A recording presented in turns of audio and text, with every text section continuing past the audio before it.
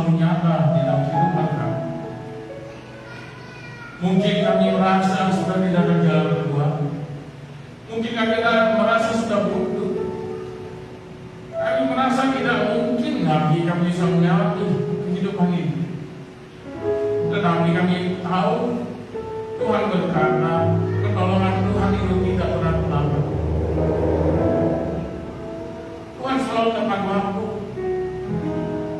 Oleh sebab itu, mari biarkan kita bisa mengerti waktunya Tuhan, sehingga kita tidak mengalami kekecewaan dalam kehidupan ini.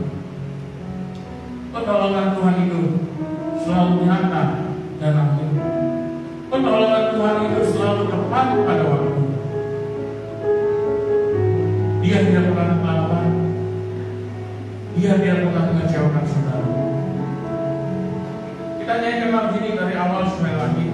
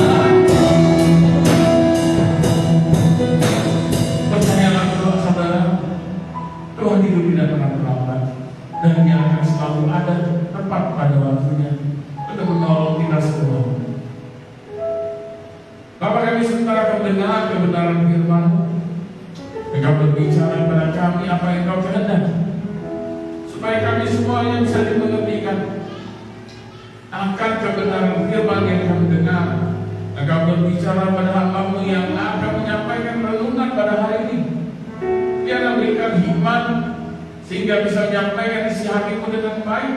Dan kepada kami semua yang ada di tempat ini, yang mendengarkan, Engkau berikan pengertian melalui Roh Kudus-Mu, sehingga kami pulang, kami berbeda dengan ketika kami datang.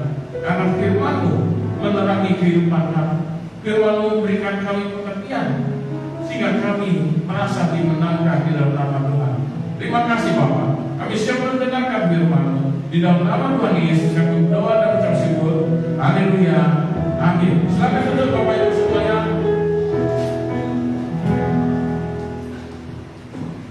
Shalom.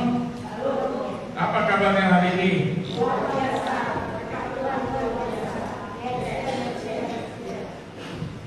Berapa orang yang belum ada hari ini? Ayo. Masa suaranya kalah sama yang belum. Apa kabar hari ini saudara? Berkat Tuhan luar biasa. Yes, yes, yes. Saudara, hari ini saya ambil satu tema, yaitu bagaimana kita hidup di dalam dunia misinya Tuhan. Bagaimana kita hidup menjalankan misinya Tuhan. Saya ngambilnya dari Efesus 2 ayat yang ke-10. Saudara, kalau kita buka bersama-sama Efesus 2 ayat yang ke-10. Ayo yang dapat kita baca bersama-sama. Efesus 2 ayat yang ke-10. Sudah? Efesus 2 ayat yang ke-10. 1, 2, 3. Karena kita ini buatan Allah, diciptakan dalam Kristus Yesus untuk melakukan pekerjaan baik yang dipersiapkan Allah sebelumnya. Ia mau supaya kita hidup di dalamnya. Saudara, dikatakan di sini bahwa kita ini adalah buatan Allah, diciptakan dalam Kristus Yesus untuk melakukan pekerjaan baik yang dipersiapkan Allah sebelumnya. Ia mau supaya kita hidup di dalamnya. Nah, hari ini Tuhan mau supaya kita hidup di dalam misinya Tuhan, supaya kita hidup di dalam rancangan-rancangannya Tuhan. Saudara, selama ini mungkin kita berpikir kita hidup itu kita hanya menjalankan kehidupan begitu saja. Yang penting hari pagi kita bangun, makan, tidur, kerja, malam kita tidur, dan besok pagi bangun, dan begitu seterusnya. Rancangan Tuhan bukannya seperti itu. Ya, Tuhan menyiapkan waktu pagi dan malam bagi kita beristirahat dan bekerja. Tetapi di luar itu Tuhan punya rencana untuk kita. Tuhan mau kita hidup di dalam misinya Tuhan. Apa itu misinya Tuhan? Misinya Tuhan itu sama seperti ketika kita dipanggil Tuhan. Misinya Tuhan yang harus kita jalankan itu adalah bagaimana ketika kita hidup di dunia ini kita membawa jiwa kepada Tuhan. Amin. Jadi saudara, kita punya waktu 24 jam dalam satu hari. Tuhan mau kita menggunakan waktu kita itu dengan baik. Tuhan mau kita bisa menggunakannya dengan sebijaksana mungkin untuk kebesaran kerajaan surga. Bukan hanya untuk membesarkan perutnya kita, bukan hanya untuk mengenyangkan perutnya kita, bukan hanya untuk menggemukkan badannya kita, tetapi Tuhan mau kita membawa jiwa kepada Tuhan. Saudara, kalau kita berbicara tentang misi, kalau kita berbicara tentang penjangkauan jiwa, mungkin jemaat akan berpikir begini, itu bukan tugas kami, itu bukan hal yang harus kami lakukan. Kami ini tidak punya apa-apa, kami ini hanya jemaat biasa. Salah, saudara. Firman Tuhan sudah katakan itu. Karena kita ini buatan Allah, diciptakan dalam Kristus Yesus untuk melakukan pekerjaan baik yang dipersiapkan Allah sebelumnya. Ia mau supaya kita hidup di dalamnya. Ia mau, Tuhan Yesus mau supaya kita semua yang ada di sini hidup di dalam rencana Tuhan itu. Kita dipersiapkan untuk melakukan pekerjaan baik. Semua kita dipersiapkan untuk melakukan pekerjaan baik. Jadi saudara, ketika kita berbicara tentang penjangkauan jiwa, mungkin kita selama ini berpikir, wah itu tugas pendeta, itu tugas hamba Tuhan. Tidak. Itu tugas saudara dan kita semua yang ada di tempat ini. Itu tugas setiap anak-anak Tuhan. Saudara, kalau kita berbicara tentang hal itu, kalau kita berbicara tentang memuliakan Tuhan, salah satunya yaitu penjangkauan jiwa. Kemudian ada hal yang lainnya yaitu penyembahan, memuji Tuhan. Saudara, jangan saudara berpikir begini, ya kalau begitu untuk menjalankan misi Tuhan di dalam kehidupan saya, maka aku akan bangun tidur dari pagi, aku akan memuji Tuhan sampai tidur. Bukan begitu. Tuhan tidak mau kita menyembah Dia, memuji Dia dari pagi sampai malam tanpa berhenti. Ingat, bukan yang begitu yang Tuhan mau. Tetapi bisa saja Tuhan berkata, engkau harus memuji aku dari pagi kau bangun sampai tidur, engkau harus memuji aku. Nah, kalau memang itu adalah seorang Tuhan yang meminta kita untuk melakukan itu, lakukan. Tetapi kalau bukan, jangan saudara memuji Tuhan dari pagi sampai malam. Ya, saudara, menjalankan misi Tuhan itu gak susah. Menjadi sama seperti saya katakan, menjadi orang Kristen itu gak susah. Banyak orang yang berpikir menjadi anak Tuhan, menjadi orang Kristen itu susah. Tidak, bagi saya tidak susah untuk menjadi orang Kristen. Mungkin saudara berpikir menjadi orang Kristen itu susah. Kenapa? Harus menghafal Alkitab, harus baca Alkitab setiap hari, harus merenungkan firman Tuhan setiap hari, harus berdoa setiap hari, harus memuji Tuhan setiap hari, harus menyembah Tuhan setiap hari, harus ini, harus itu, harus ini, harus itu, semuanya. Saudara, bagi saya tidak itu yang untuk mengikut Tuhan. Bukan itu caranya mengikut Tuhan. Cara untuk mengikut Tuhan itu nggak susah, benar-benar nggak susah. Saudara hanya perlu memberikan hati saudara untuk Tuhan. Saudara jangan pikirkan untuk membaca firman setiap hari, jangan berpikir untuk merenungkan firman Tuhan setiap hari, jangan berpikir untuk memuji Tuhan setiap hari. Yang saudara perlukan itu hanya hatimu berikan pada Tuhan. Apakah susah? Ketika engkau memberikan hatimu untuk Tuhan, ketika engkau dalam hatimu penuh dengan kemuliaan Tuhan, penuh dengan menyembah Tuhan, semuanya tentang Tuhan dalam hatimu, apakah itu susah? Tidak.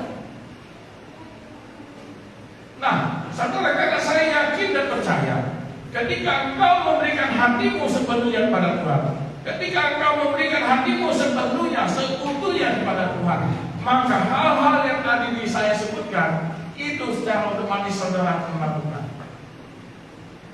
Kalau yang pertama saudara pikir untuk mengikut Tuhan itu harus membaca firman, maka saudara tidak akan menjadi anak Tuhan.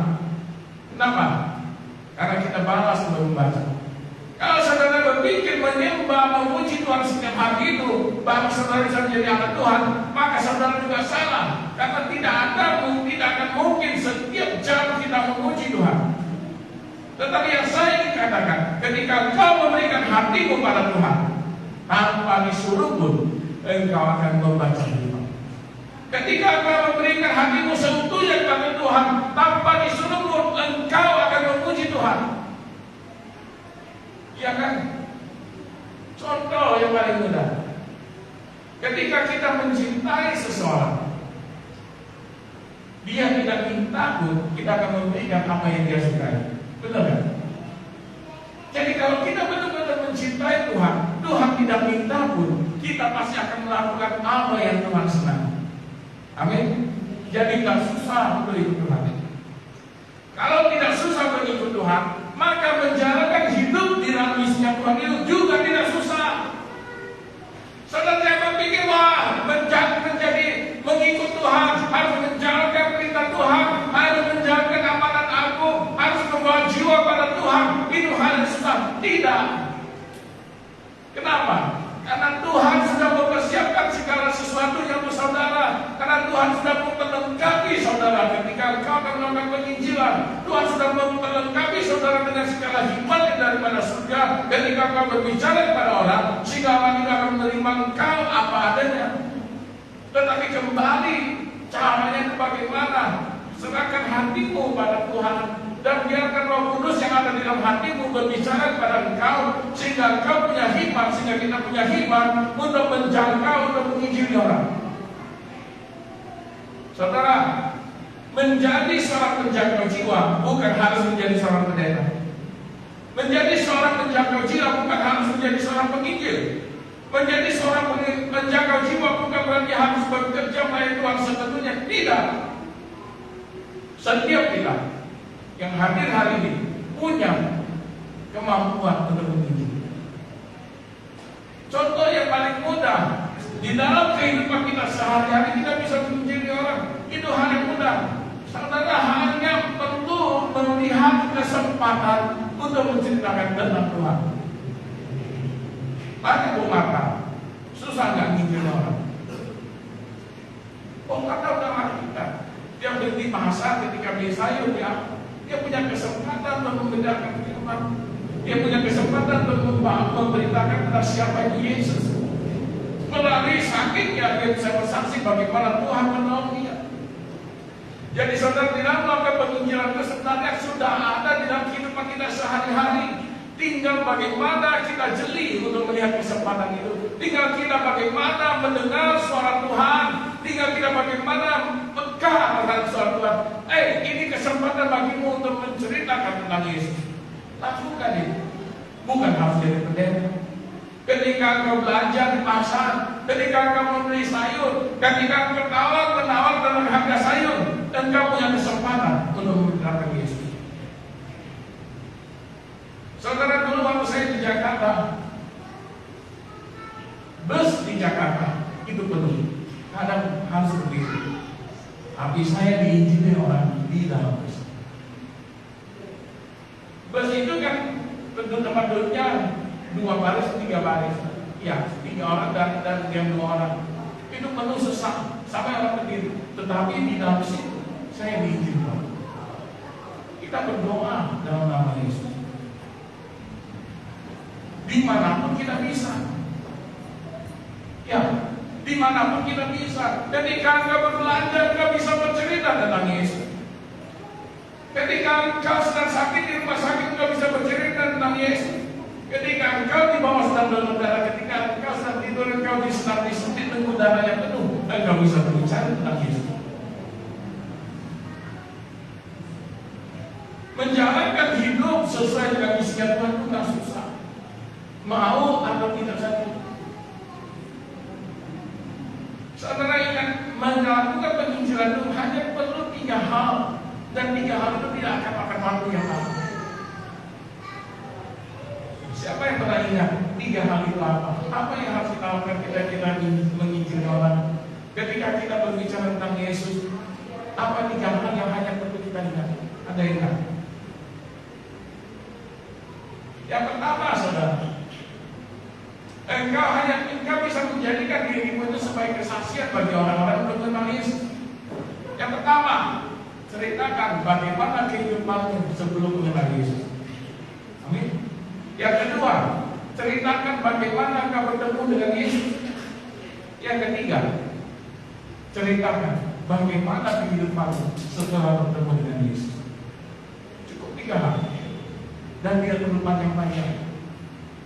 Paling lama 5 menit, selesai. Apakah saudara bisa melakukan itu? Menceritakan bersaksi tentang hidup saudara sebelum kenal Tuhan. Kemudian ceritakan bagaimana engkau bertemu dengan Tuhan. Dan kemudian kau ceritakan bagaimana kehidupanmu setelah bertemu dengan Tuhan. Cukup 3 hal ini. Apakah susah?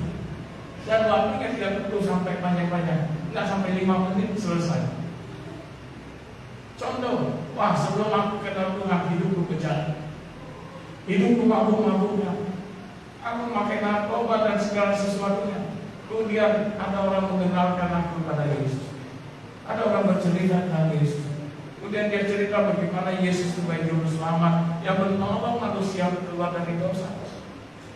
Dan kemudian kamu berkata, iya, ketika aku menerima Yesus, dulu hidupku yang penuh dengan kebejatan, dulu hidupku yang terikat dengan narkoba, dulu hidupku yang terikat dengan barang-barang haram, sekarang Tuhan ubahkan menjadi hidup yang lebih baik. Cukup 3 hal itu. Apakah saudara susah untuk melakukannya? Saudara, Tuhan memberikan kita hidup, sudah mempersiapkan yang sebelum kita lahir. Ia mau supaya kita hidup di dalam apa yang sudah Tuhan persiapkan. Apa yang sudah Tuhan persiapkan? Yesus untuk karena kita yang dibuatan Allah diciptakan dalam Kristus Yesus untuk melakukan pekerjaan baik. Untuk melakukan pekerjaan baik.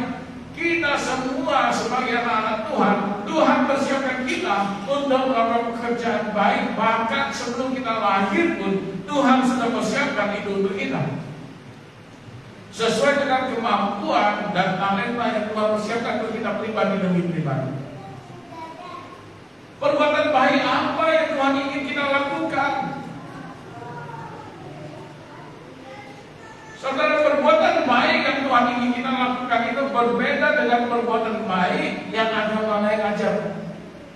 Kalau agama lain mengajarkan kalau kita berbuat baik, maka kehidupan kita di kehidupan berikutnya kita akan menjadi orang yang baik, orang yang mempunyai kehidupan yang lebih baik dan segala sesuatu yang lebih baik daripada kehidupan sekarang. Tetapi di kekristenan tidak melakukan itu.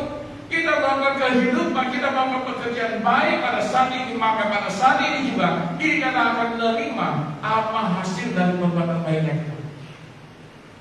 Amin. Jadi saudara, mari. Saya sering katakan kalau kita berbicara tentang saudara kita, kalau berbuat baik supaya hidupnya kita itu akan baik pada kehidupan berikutnya. Kalau kita buat jahat, apakah kehidupan kita pada kehidupan berikutnya itu akan jahat?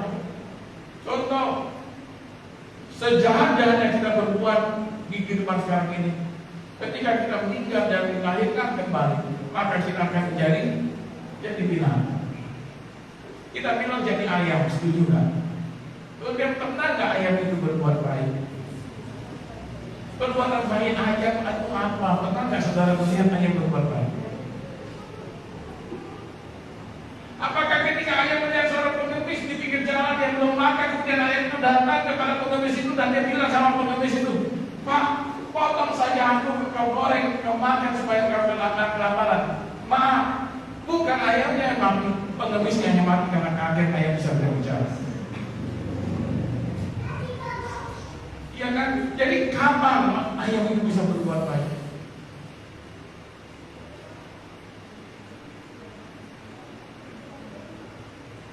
Dan kehidupan perbuatan baik yang Tuhan ingin kita lakukan dalam kehidupan sekarang ini.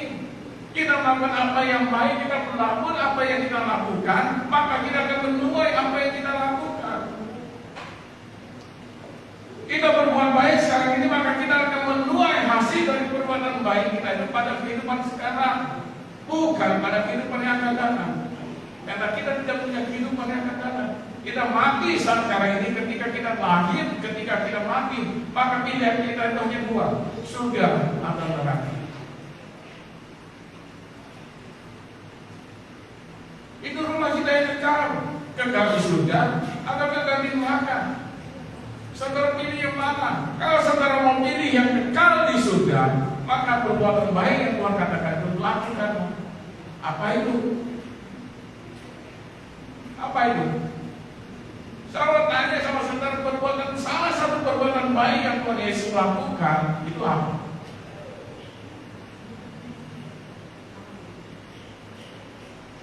Salah satu perbuatan baik yang Tuhan Yesus lakukan itu apa?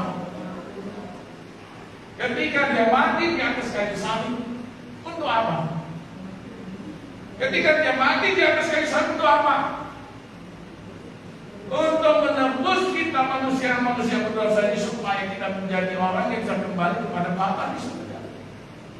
Dia mati karena dosanya kita. Dia mati kemudian dia bangkit kembali dan kemudian dia naik ke surga. Dia membukakan jalan, dia menjadi perantara bagi kita dan Allah. Saudara, demikian besarnya kasih Tuhan kepada kita, sehingga ketika dia melihat manusia penuh dengan dosa, dia mengorbankan dirinya untuk membawa kita kembali kepada hubungan yang baik dengan Tuhan. Itu pekerjaan yang Tuhan Yesus lakukan. Dan hari ini kalau kita semua bisa berkumpul di tempat ini, itu karena kasih karunia daripada Tuhan. Karena Tuhan memilih kita semua untuk duduk di tempat ini. Bukan saya, bukan seorang penginjil, bukan seorang yang memberitakan firman, tidak, tetapi Tuhan yang memilih kita semua yang ada di sini untuk datang menjadi anak-anaknya Tuhan. Amin. Kalau Tuhan sendiri begitu mengasihi orang yang berdosa, Dia membawa kita dari tempat yang berdosa lain ke dalam kehidupan yang penuh dengan hikmat daripada Tuhan. Karena demikian besar kasihnya, dia berani mati, dia mengorbankan dirinya di atas kayu salib. Pertanyaannya sekarang untuk kita semua, apakah kita cukup berhenti di situ? Apakah kita merasa sudah cukup menjadi orang-orang yang ditebus?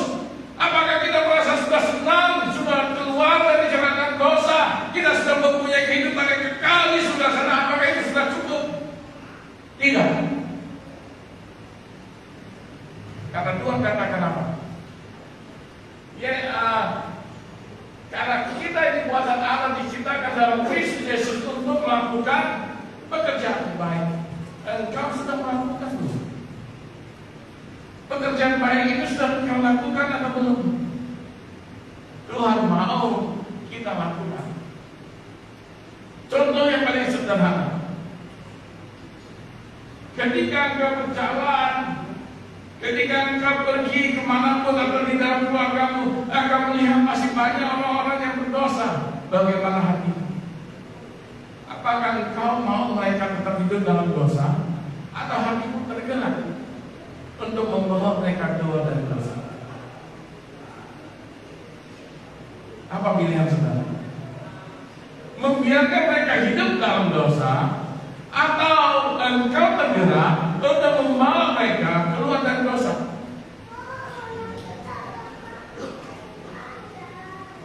Kalau engkau tidak tergerak hatimu untuk membawa mereka keluar dari dosa, maka sebenarnya kita belum menjadi anak-anak Tuhan yang seutuhnya.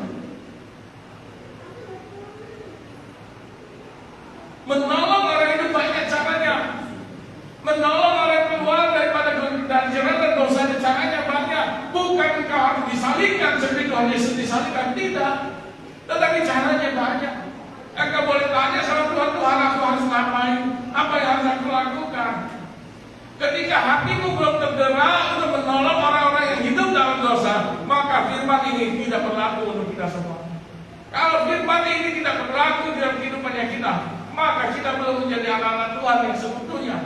Karena Tuhan mau kita melakukan pekerjaan baik yang dipersiapkan Allah sebelumnya. Ia mau supaya kita hidup di dalamnya. Hidup di dalamnya artinya apa? Bukan hanya ketika kita melihat orang yang membutuhkan pertolongan, kita melakukan perbuatan baik. Tidak. Tetapi Tuhan katakan kita hidup di dalam perbuatan baik itu. Artinya apa? Artinya setiap saat, setiap detik kita harus melakukan perbuatan baik.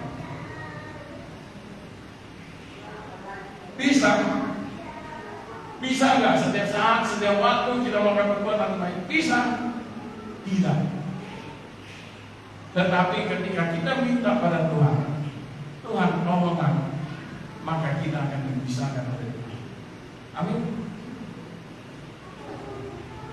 Manusia pikirannya jelas, manusia pikirannya licik, selalu mau membohongi orang, selalu mencari keuntungan sendiri. Tetapi ketika kita mematikan perasaan itu dan kita minta Tuhan menolong kita, maka Tuhan akan memberikan jalan yang terbaik supaya kita bisa melakukan pekerjaan-pekerjaan baik yang sudah Tuhan persiapkan untuk kita lakukan. Apa gunanya saudara kalau saudara belanja di pajak, ibu-ibu ini umpamanya lagi belanja di pasar beli sayur, menawar harga sayur aja setengah jam. Kenapa enggak setengah jam itu saudara menawar sayur sekalian memberitakan firman? You know, siapa yang menawar sayur setengah jam enggak selesai?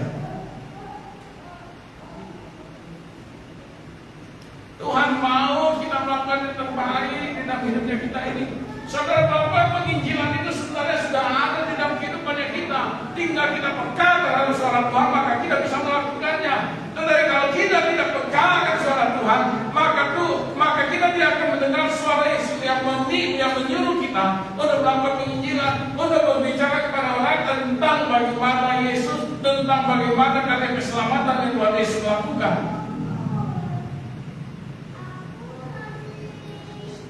Kalau begitu saudara, kebangkitan Tuhan Yesus, kebangkitan Dia, kenaikan Dia ke surga, tidak ada artinya bagi kita. Kalau kita tidak bisa melakukan apa yang Tuhan inginkan, maka tiga hal itu tidak ada artinya untuk Tuhan Yesus lakukan bagi kita. Percuma. Dia mati untuk menebus dosanya kita. Dia bangkit untuk menunjukkan bahwasanya dia sudah menang atas maut. Dan ketika dia naik, dia mempersiapkan tempat bagi kita di surga sana. Dia memberikan kuasa kepada kita, yaitu Roh Kudus di dalam diri setiap orang yang percaya, supaya kita semua bisa melakukan hal yang sama seperti Tuhan Yesus lakukan. Pertanyaannya, kita sudah pernah lakukan belum seperti yang Tuhan Yesus lakukan? Berapa banyak di antara kita yang berdoa untuk orang sakit itu sembuh? Berapa banyak di antara kita yang mendoakan orang yang lumpuh dan orang yang lumpuh itu bisa berjalan? Atau kita berdoa untuk orang yang sakit dan orang yang sakit itu mati? Berapa banyak kita bisa melakukan kuasa seperti yang Tuhan Yesus lakukan? Dan Tuhan Yesus itu tahu kita nggak akan kuat. Oleh sebab itu Tuhan katakan apa? Kalau imanmu sebesar biji sawit, maka ketika kau berkata kepada gunung itu pindah, maka gunung itu akan pindah. Kalau iman kita hanya sebesar biji sawit saja, kata Tuhan Yesus. Jadi katakan kepada gunung itu pindah, maka gunung itu akan pindah. Siapa yang tahu biji sawi? Siapa yang tahu biji sawi? Gimana pembesarnya? Kacang hijau lebih kecil dari kacang hijau. Saudara, kalau saudara bilang kacang hijau itu kecil, biji sawi lebih kecil dari kacang hijau. Iman yang sebesar itu saja tidak bisa kita miliki. Bagaimana kita bisa menjadi anak-anak?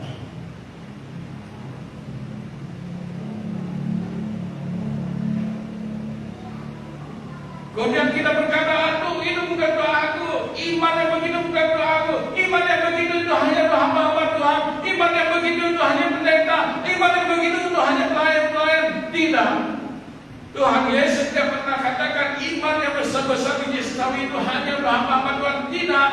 Tuhan Yesus tidak pernah katakan iman yang sebesar biji sawi itu hanya untuk pelayan-pelayan Tuhan. Tidak. Tuhan Yesus katakan, engkau kalau punya iman sebesar itu, artinya apa? Semua kita. Iman itu diberikan untuk semua kita. Kalau hari ini kita belum ada sebesar iman, kalau iman kita belum sebesar biji sawi itu, belajar. Bisakah iman itu berarti? Bisa. Kalau saya katakan bisa. Cara latihnya bagaimana? Saudara mau tahu? Saudara mau melatih iman saudara? Saudara, saya mau tanya ini sungguh-sungguh. Saudara mau melatih iman saudara supaya iman bisa bertumbuh? Amin? Yakin? Enggak nyesal? Yakin dan gak nyesal. Kalau begitu, kalau engkau mau iman bertumbuh dan sudah yakin dan tidak akan menyesal, maka mintalah sama Tuhan. Tuhan, kasih aku percobaan sebanyak-banyaknya mulai hari ini, supaya imanku bisa bertumbuh. Ayo, yang sudah bilang yakin gak boleh mundur. Dan siap-siaplah kemungkinan pencobaan itu akan segera datang. Ya, bagaimana kita bisa melatih iman kita kalau kita tidak pernah dialami pencobaan? Kalau hidupmu tenang saja, bagaimana imanmu bisa bertumbuh?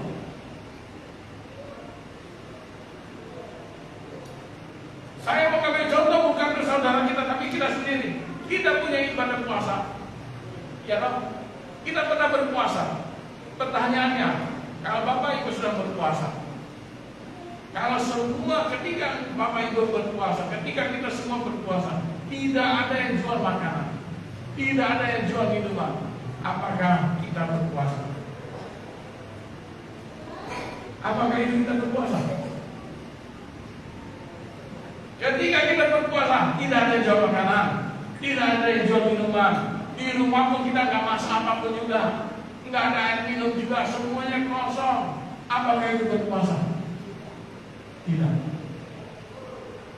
Tapi ketika kita berpuasa, ialah pencobaan-pencobaan datang untuk menguji imannya kita dan kuat atau enggak. Ya. Kalau kita mau puasa, ada puasa yang benar-benar luar biasa. Ketika kita berpuasa, carilah tempat makan yang enak-enak. Duduklah di situ.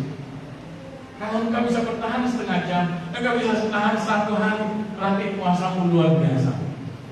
Tapi kalau engkau gagal, berarti imannya kita belum sampai di situ. Kita ulang lagi. Kita latih lagi sampai kita bisa berhasil. Amin.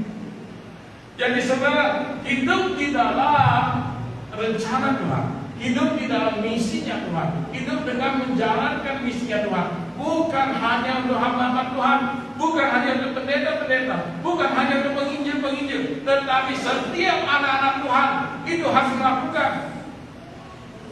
Setiap anak-anak Tuhan punya tugas itu. Setiap anak-anak Tuhan sudah Tuhan persiapkan. Bahkan sebelum kita lahir sudah Tuhan persiapkan apa yang harus kita lakukan, apa yang harus kita lakukan, apa yang harus kita kerjakan. Dan sekarang kalau kita semuanya belum tahu apa yang sudah Tuhan persiapkan untuk kita, tanya lagi sama Tuhan, Tuhan apa yang sudah Kau persiapkan untuk hidupku ketika aku belum lahir, supaya aku tahu itu dan aku bisa menjalankannya sekarang Tuhan. Tidak ada kata terlambat bagi Tuhan. Amin. Kalau saudara belum tahu apa panggilanmu, kalau saudara belum tahu apa yang sudah Tuhan persiapkan bagi saudara, hari ini tanya sama Tuhan. Walaupun mungkin saudara berkata, aku sudah 50 tahun bertahun-tahun mengenal Tuhan, tetapi belum tahu juga apa yang sudah Tuhan persiapkan, rencana apa yang Tuhan inginkan di dalam hidupku untuk aku jalani. Hari ini tanya sama Tuhan, karena bagi Tuhan tidak ada yang terlambat. Ketika kau tanya sama Tuhan dan Tuhan katakan, ini rencanamu dalam hidup ini, maka lakukan. Ketika kau lakukan rencana Tuhan di dalam hidupmu, percayalah, hidup akan berubah. Ya, hidupmu akan berubah. Berubah dalam hal apa? Saya tidak mau kata berubah dalam hal ekonomi. Saya tidak mau katakan berubah dalam ini, tetapi saya katakan hidupmu pasti berubah menjadi lebih baik. Saudara mau hidupmu berubah menjadi lebih baik setiap saat, atau saudara mau hidupmu berubah semakin buruk setiap saat? Kalau engkau mau hidupmu berubah menjadi lebih baik setiap saat, maka lakukan firman ini. Cermati ayat di firman ini. Lakukan apa yang Tuhan ingin kita lakukan. Apa yang Tuhan ingin kita lakukan? Apa yang Tuhan ingin kita lakukan? Berpuasa, mendoakan orang sakit, baca firman, memuji Tuhan, itu. Apa yang Tuhan ingin kita lakukan?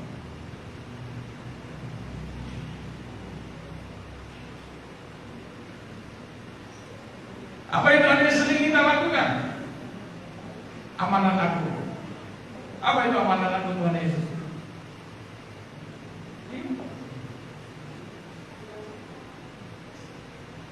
Tidak harus sempurna. Apa itu amanat aku Tuhan Yesus? Apa? Ayo, hanya terdengar suara angin bimas. Ayo apa? Pergilah, jadikanlah semua bangsa. Pergilah, jadikanlah semua bangsa orang-orang pendosa. Ya. Pergilah, jadikan semua bangsa menjadi dan baptislah mereka dalam nama Bapa, Anak dan Roh Kudus. Itu amanat aku bukan? Dan kalau itu amanat aku, seharusnya itu yang kita lakukan. Pertanyaannya, nanti saudara katakan, Pak, baptis orang itu tugasnya pendeta. Oke, saya nggak mau bahas masalah baptis. Pergilah, jadikanlah semua orang muridku. Berapa orang saudara sudah jadikan murid? Berapa orang dari saudara dari kita yang sudah menjadikan orang-orang berdosa itu mengenal kepada Yesus? Sudah berapa banyak? Kita hidup 50 tahun. Berapa banyak yang saudara ceritakan tentang Yesus? Belum yang bertobat, hanya menceritakan tentang Yesus kepada mereka. Berapa banyak? Kalau ditambah, berapa banyak yang sudah saudara ceritakan tentang Yesus dan orang itu bertobat? Ditambah lagi pertanyaan, berapa banyak yang saudara sudah ceritakan tentang Yesus, jadikan mereka murid, sudah dibaptis, sudah bertobat, dan datang beribadah ke gereja? Berapa banyak? Ya dong.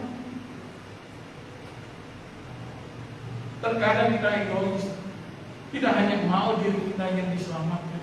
Tidak hanya mau Yesus itu menjadi seolah-olah miliknya kita. Salah besar. Yesus itu bukan hanya milik kita. Ketika dia mati di atas kayu salib, dia mati, dia dikuburkan, dia bangkit dari kematian, dia naik ke surga. Yesus itu menjadi milik setiap orang yang ada di dunia ini. Yohanes 3:16 katakan apa? Kemarin saya bilang di konser, saya hanya hafal Yohanes 3:16. Ayo, Yohanes 3:16 apa katakan? Karena begitu besar kasih Allah akan dunia ini, sehingga Ia mengaruniakan Anak yang tunggal supaya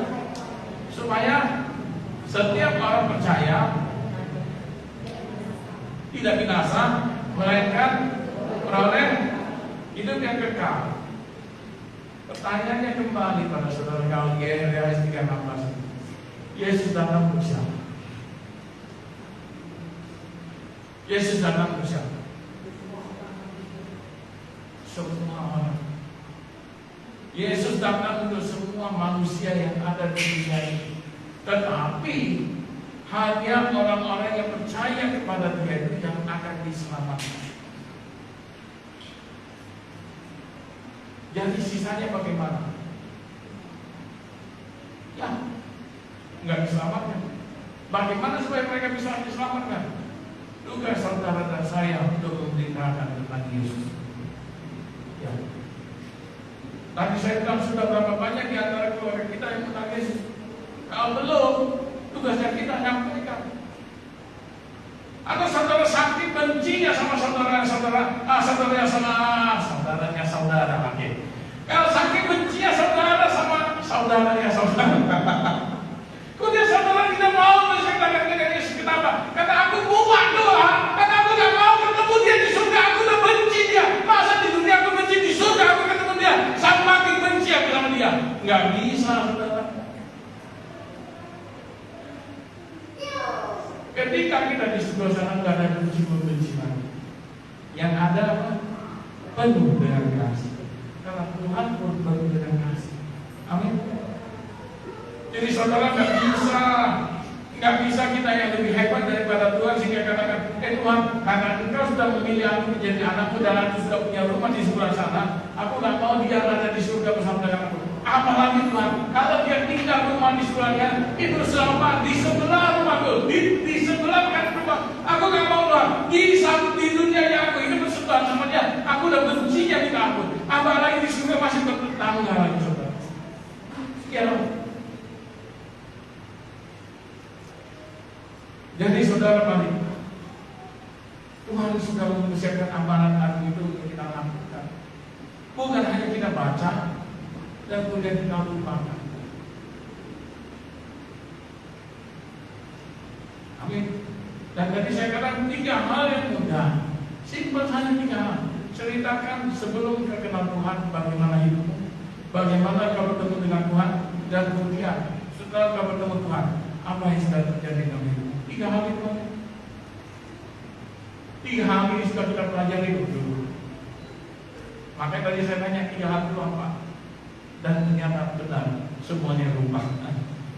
Iya, sebagian besar lupa. 3 hal itu sudah kita pelajari. Bahkan sudah dipraktekkan. Siapa yang mempraktekkan? Bu Marta, kalau nggak salah Bu Sutiati, Niko pernah ya kemarin dipraktekkan ya, kalau nggak salah. Niko. Kemudian ada siapa lagi? Semuanya sudah praktekkan. Ya, 3 hal itu nggak susah.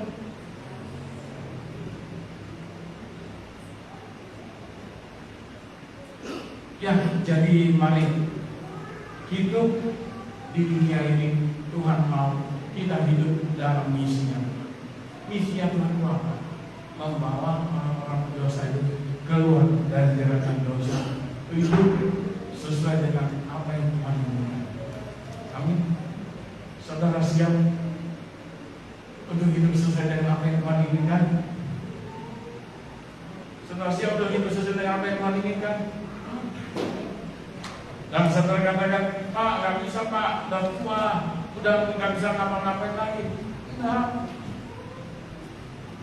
Penyertaan Tuhan, pertolongan Tuhan, itu tidak terlambat kalau seperti lagu yang kita nyanyikan. Ya. Tuhan bisa manggil kita kapanpun Tuhan inginkan. Karena kita mau atau tidak, itu hal yang berbeda.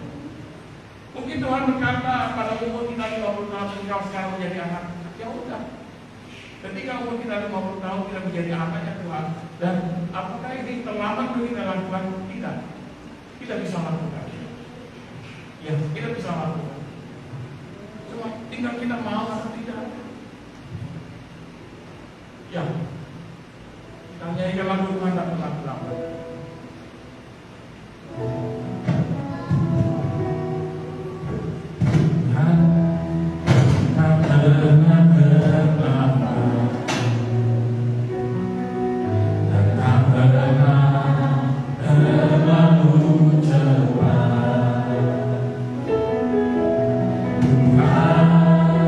Selalu tepat waktu.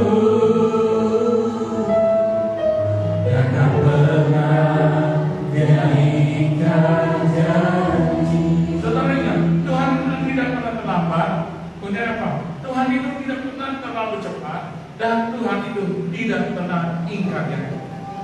Amin. Kalau hari ini Tuhan mengetuk hatimu dan berkata, hari ini lakukan apa yang sudah aku perintahkan, lakukan. Karena Tuhan tidak pernah terlambat dan Tuhan selalu memberikan janji yang begitu. Ketika kita melakukan apa yang Tuhan inginkan, percayalah, janji Tuhan itu apa? Aku akan memberikanmu hidup yang penuh dengan kelimpahan. Ya saudara, kita nyanyikan lagi.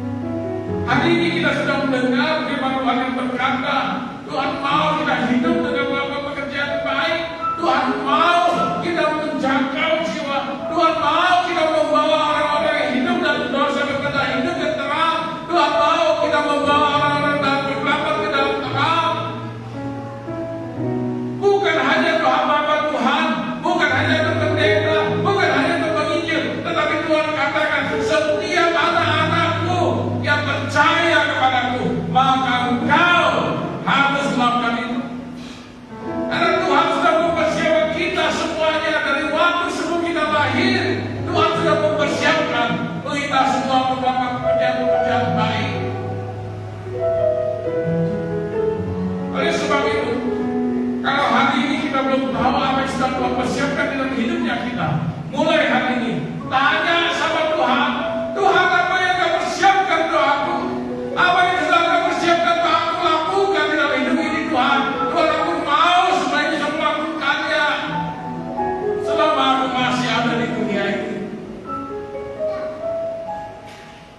Tanya sama Tuhan. Tanya Tuhan.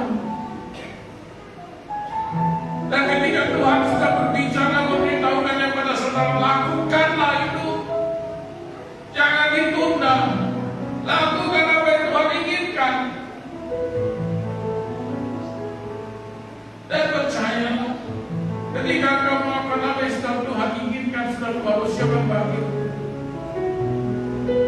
maka hidupmu akan berubah.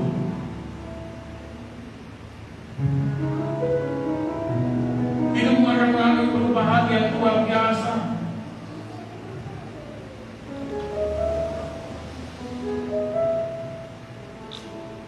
Minta sama Tuhan, tunjukkan apa yang Tuhan inginkan.